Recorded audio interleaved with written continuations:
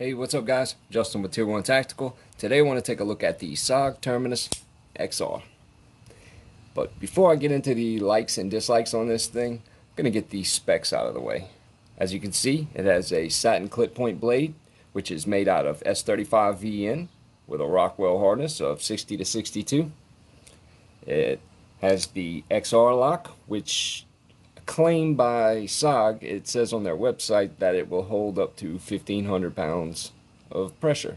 So honestly, that sounds like an idea for a future video. Let me put it like that. Anyway, the scales are made out of a combination. It's a G10 and laminate carbon fiber. I honestly don't mind that because you get the strength of the G10 with the look of the carbon fiber. If it's done right, you don't have just like some dumb sticker on there. It actually looks pretty good, and honestly, you can't tell the difference a lot of times.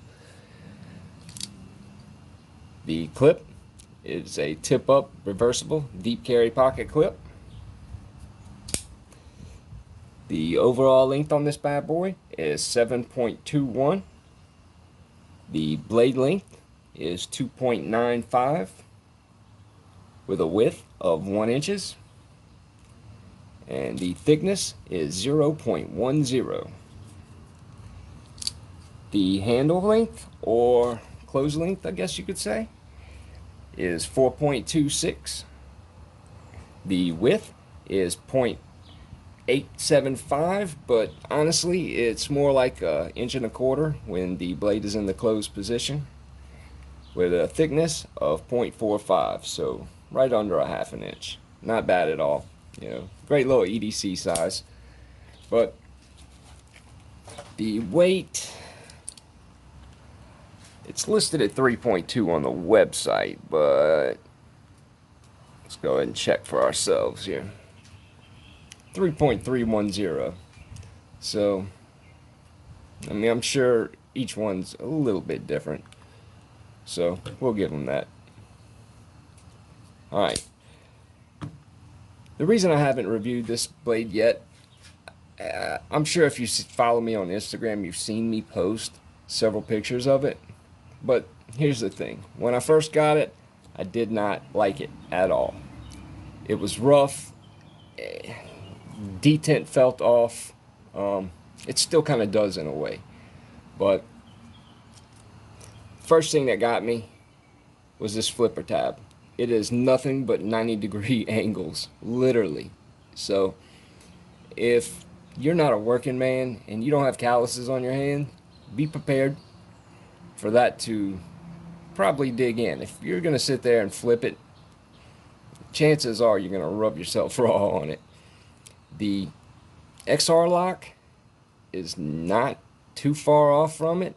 It does have a few little 90-degree angles on it, but they're positioned in a way where it's really not that rough. Now, the thumb stud, however, that thing is sharp. Like, I could scratch glass with it, no joke. And to be quite honest, it's literally sitting almost up against the scales here. If it was any shorter, you probably wouldn't be able to flip it at all, but still, honestly, I had to get the hang of it. It felt different. It felt forced, I guess you could say. But they could have done away with that, and it'd have been perfectly fine. Now, here's one thing that really got to me. Alright, I don't know if you can see that lock right there. It's crooked. So apparently the spring in here is out of whack somehow. I don't know if one side might be stretched out a little more than the other, but the lockup is not even, and that bothers me. I actually had an incident with a Kershaw Blur, which completely different knife, completely different locking mechanism, but it opened in my pocket, stabbed me in the leg, and I got 12 stitches. So imagine sitting down and that tip going directly into your leg. It's quite surprising, should I say. I didn't know what happened at first. Scared the crap out of me. But yeah, I never carried that Kershaw blower again. I still have it. I'll show it to you all guys later on. But yeah, I refuse to carry it.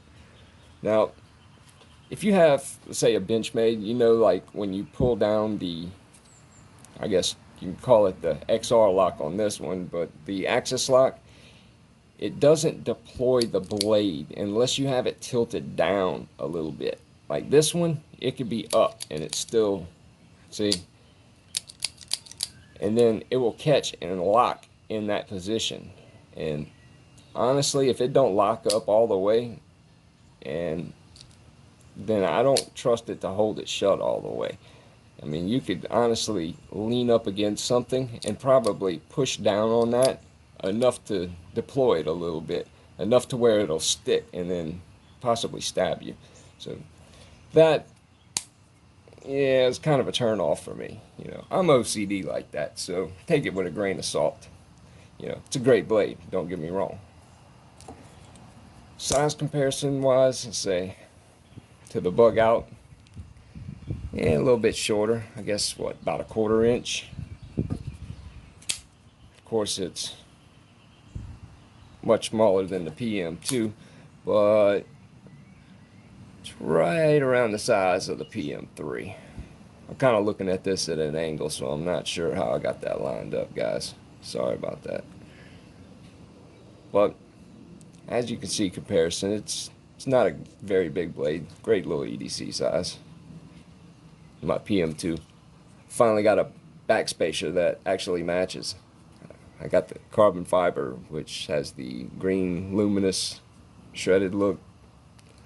Cool stuff.